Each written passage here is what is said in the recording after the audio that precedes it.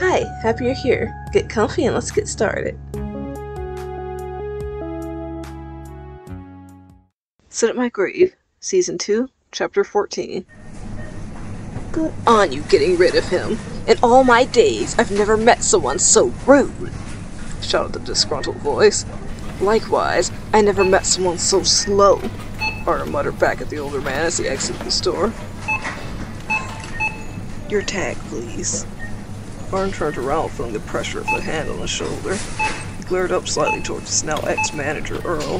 With stiff, sharp movements, Arden removed his name tag, dropping to the waiting palm, which he just as nastily shoved away in his pocket.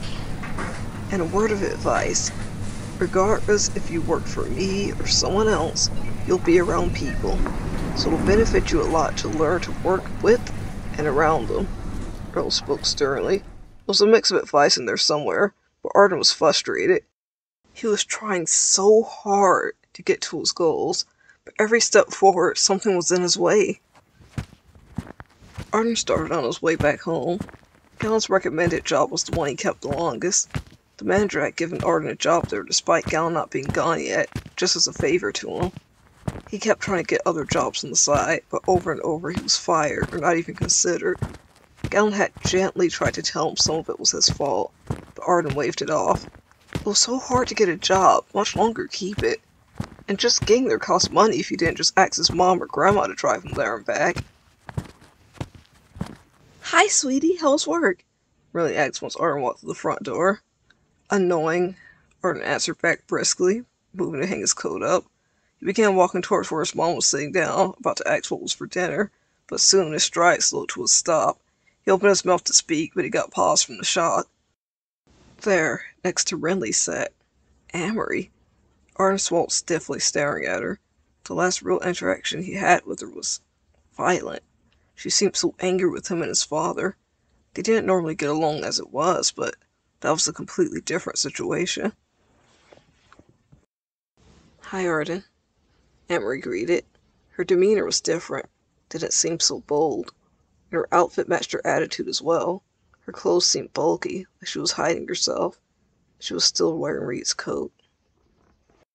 Hey, Arden cautiously greeted her back. Emery wanted to drop off a few things, so I suggested she stayed for dinner and chit-chat, Riley explained. She stood up, going over to hug Arden. Arden hugged her back, still looking weary at Amory, who began fiddling with the zipper on her coat.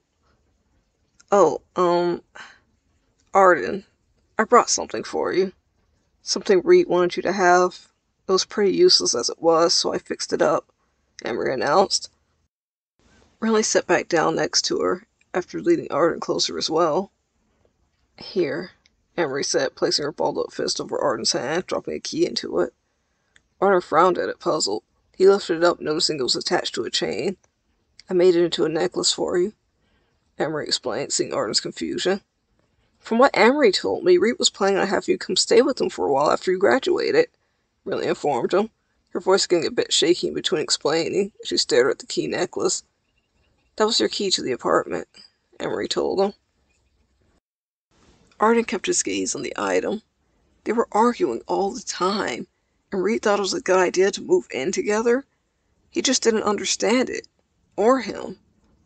Arden recalled having taken so many things seriously in their arguments, and said harsher things. His own regrets cut briefly into his thoughts. But this just made him more curious as to what Reed truly thought about their bickering, if he actually wanted them there, without prompting from even their mother.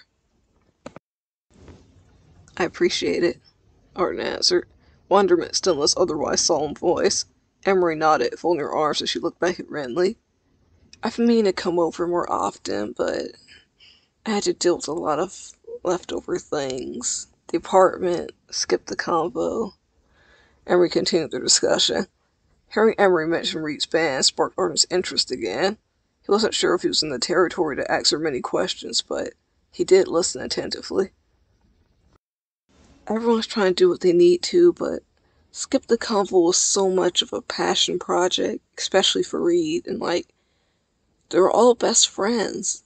It's been hard on the boys trying to play, Amory explained.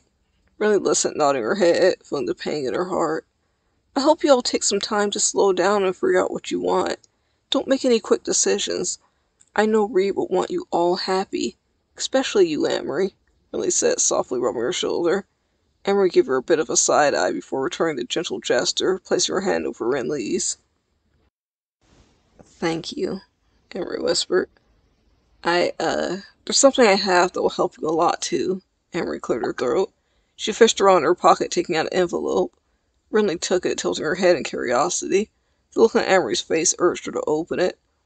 Arden scooted closer to the edge of the seat, also wondering what it was. Rinley looked shocked as she pulled out money. What's all this? Rinley questioned. Reed's last payments, Amory explained.